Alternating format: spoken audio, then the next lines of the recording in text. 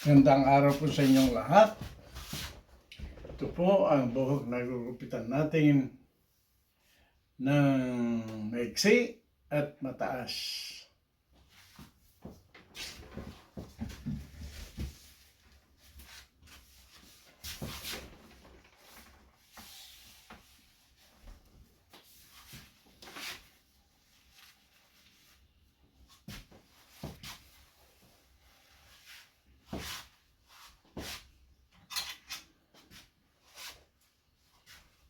At walang masakit.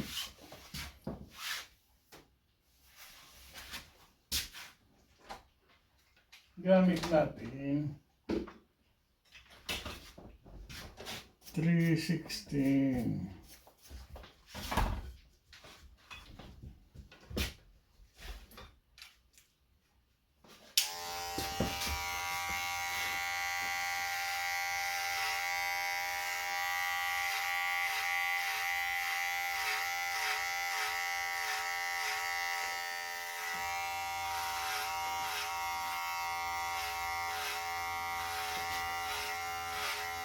Buti walang gira sa atin, ha?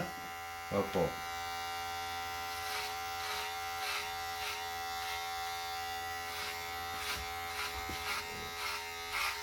Yung iba hindi makapag-antay. Sabi ko, sayang lang. Mawawala.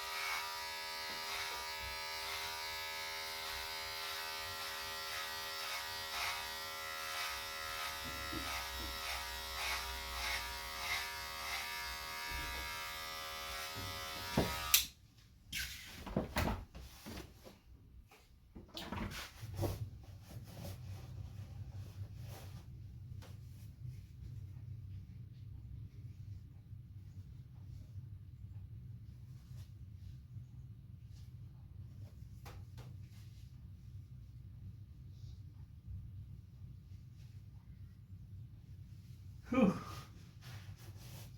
Parang tinutusok ng karayom.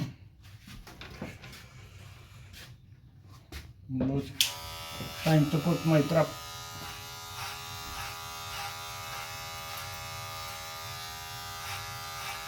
Yung sinasabi ko sa clinic noong isang araw.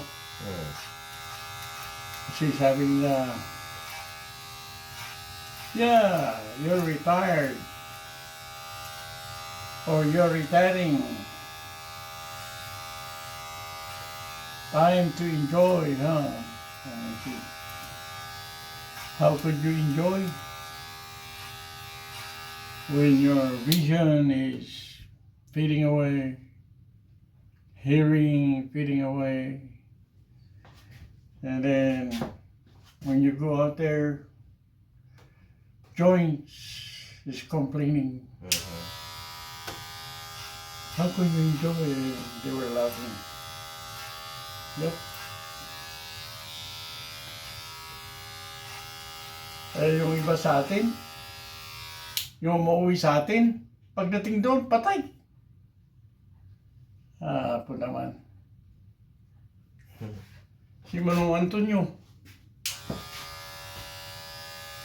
Ang ganda ng plano niya. Kasi hindi nga nakuha lahat yung mga anak. No? Out of 7, 2 lang yata yung mga bata.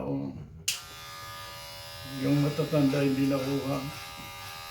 Sabi niya, di bali, yung kunting tinatanggap namin ng misis, yun ang gagamitin namin. Sabi, ang gagawin, tutulungan ko yung mga bata sa Pilipinas na gumawa ng yung parang maliit na karinderya. Yung ulam. soup Opo. place, yeah. Kasi sabi niya marunong ang gumawa ng yung bulalo. Yeah. Kahit kun lang, yung mga 15 seats. Opo. Kun yan, mula opening hanggat sa mag-close. Puno. Ay, hindi naman nagtagal. Namatay na. Na-open heart dito sa Providence. Ay siya, so, may okay na. Ay, inatake ulit. Wala na.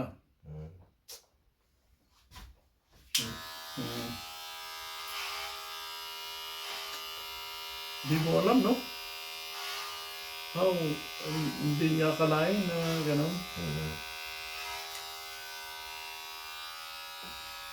So, si Manang na lang. Ngayon, ang kasama ng mga anak. Bata.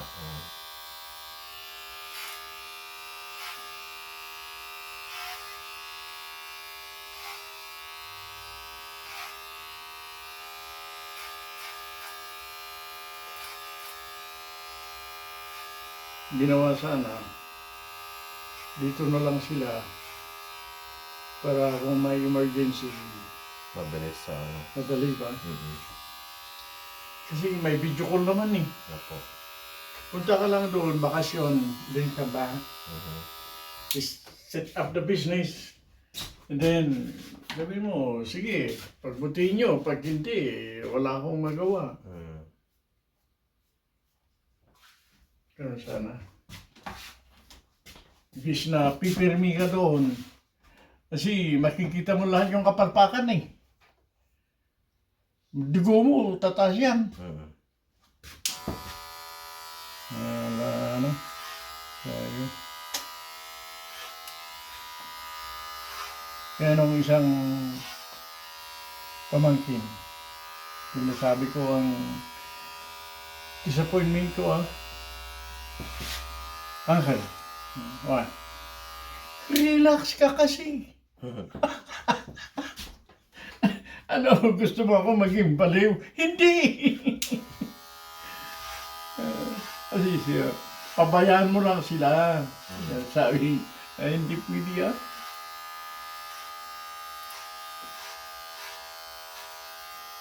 Relax. Hayaan mo lang. Ay, hindi nga eh. Kasi lalala. Dapat kayo makinig. Dapat ang respond ninyo, oh, sorry, uncle, sorry. Dapat gano'n. Parang gusto nyong matuto. Ayaw nyong matuto, pipilitin ko kayo. Ganon nangyari sa akin. Sabi ko, pag hindi ako pinilit, patay na ako.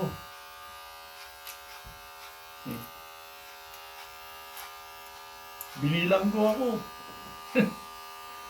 Dito sa 6th Avenue J. Don't drink and drive. Ala, mas marunong akong lasing. Ay, naku.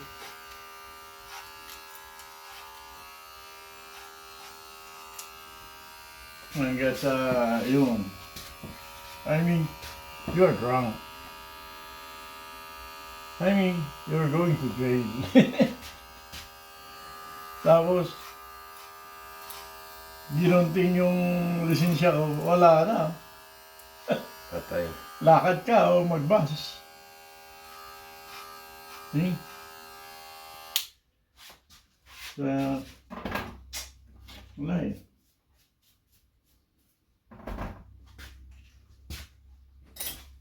Kailangan pilitin tayo.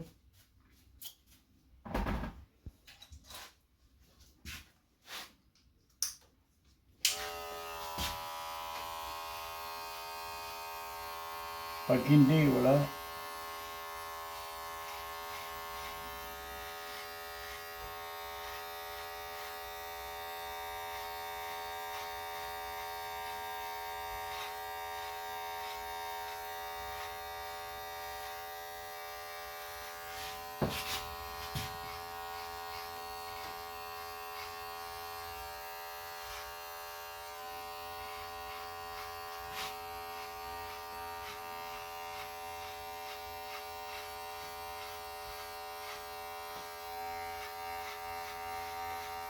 So,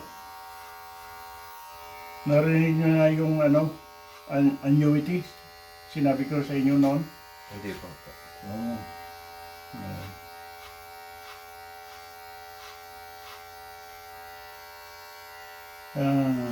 Ang annuity, malalaman natin next month kung maganda yung ginawa namin. Mas maganda raw kaysa CD, yung Certificate of Deposit. Kasi Certificate of Deposit, taon-taon kumikita ka o depende sa agreement. Every mature, pag nag-mature na yung CD mo, kikita ka. Tapos at the end of the year, ginamit mo o hindi, yung kita, i-report mo ang income. Kasi i-report ng bangko sa kwan.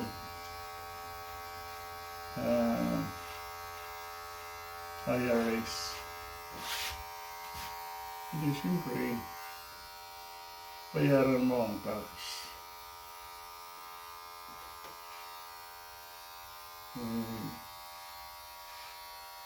Ang annuity, pag hindi mo ginamit, if you didn't withdraw, parang you didn't spend the money. But once you withdraw, whether you spend it or not, it's considered a spend. So you have to pay tax. But you have the option not to withdraw. Leave it there. Gaya nung mga nagtatrabaho pa, no? You can leave it there. In the meantime, while you're working, then your account can grow faster, can increase faster. Imbis na ginagamit mo yung tuwing ibibigay yung kita. So, kaya sabi ko, maganda kung gano'n. Oh yeah. But we'll see. Sa maturity next month, malalaman ang required minimum distribution na ibibigay. Minimum yun. I have to withdraw. Otherwise, they penalize me. Oh, okay. There you go.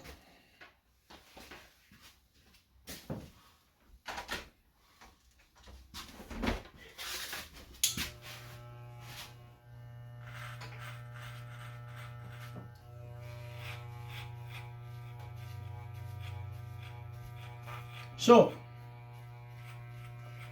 pag maganda, naku, gaya nung Uber, nung mag-Uber ako, palagi yung pinapakita, yung kita ko.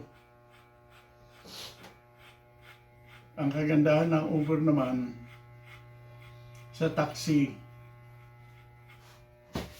simple lang. Basta 10 years or newer ang sasakyan mo, good condition, safe for everybody to use. Ayos na yun.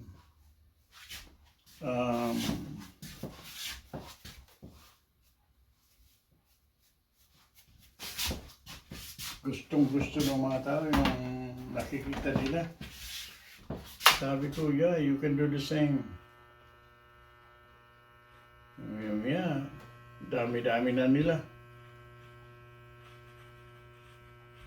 Sa Uber.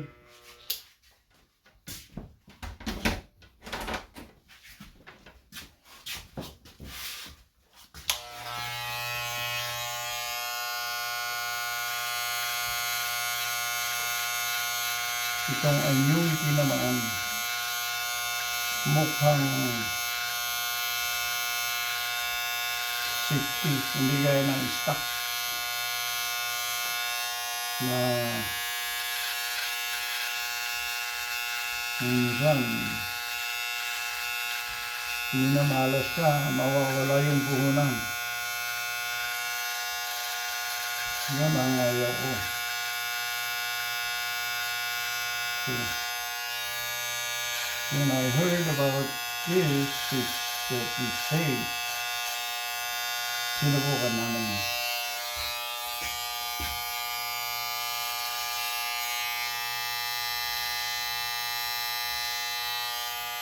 Yung iba, nalaman nito, yung annuity. Maganda ang nila, savings.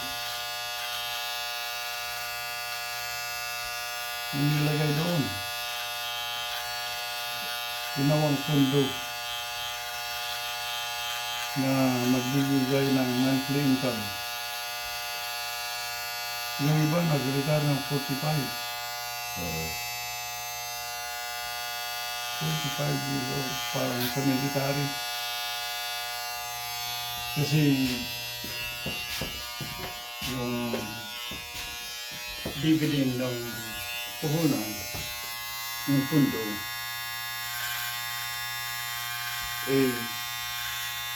sapat na magbibigay ng kailangan mo. Ang kagandahan nun, pag wala ka na, pwede mo iwan sa pamilya mo. So, kahit kanina mo gusto. That's one of the thing I like also. Kasi yung mga annuity sa mga kumpanya, kaya ng annuity ko sa Xerox, yun, nahuli ito eh. Pag nawala ako, sa kanila na yung pundo. Mali yun. Dapat mapunta sa pamilya natin. Mas maganda kaysa Social Security. Social Security, ganoon din. Pag may nangyari sa'yo, young or old, sa kanila na yung pundo. Di maganda. So, listen to it. No?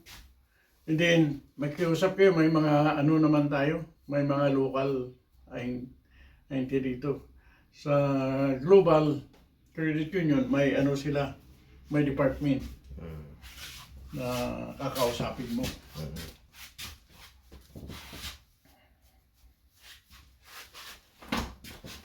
Tingnan natin. Okay po. Blended to. Hindi kaya yung ginagawa nating undercut. Opo. Ayos po, manong. Okay lang. Malinis.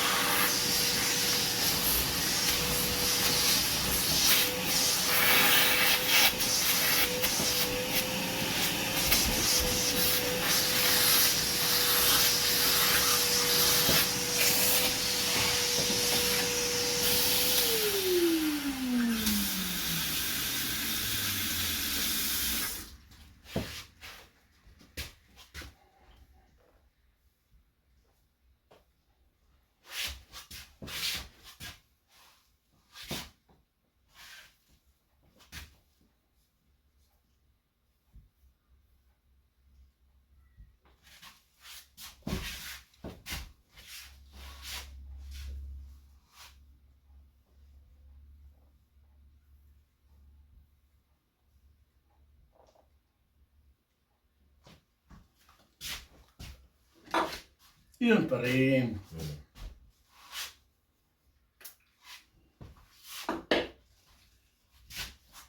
Ang pa-shiny.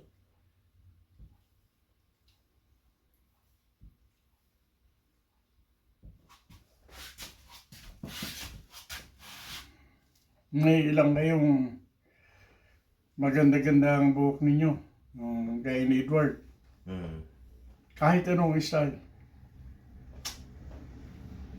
Makakapal ang buhok eh. Sana matagal pa pong makapal, ano? Pag na wala na, patay.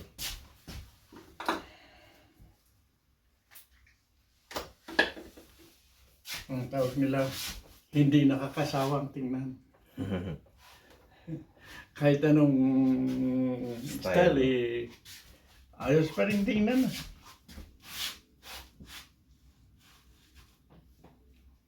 Yan. Hmm.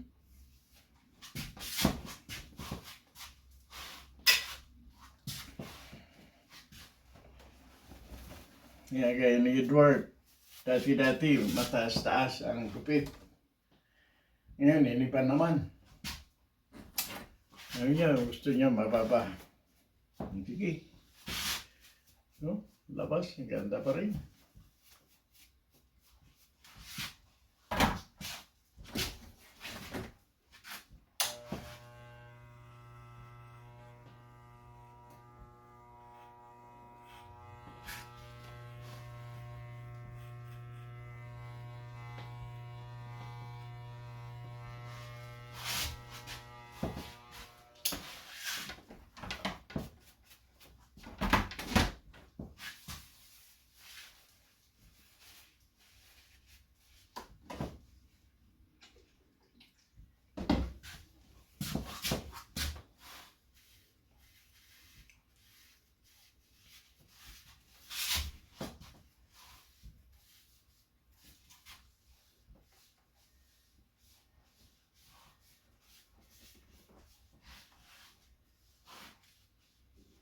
Ayan po ang maiksi. Katamtaman ng taas.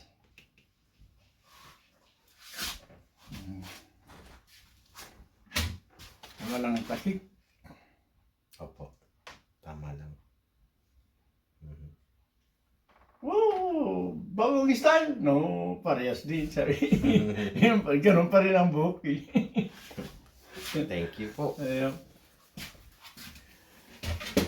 Thank you so much for watching.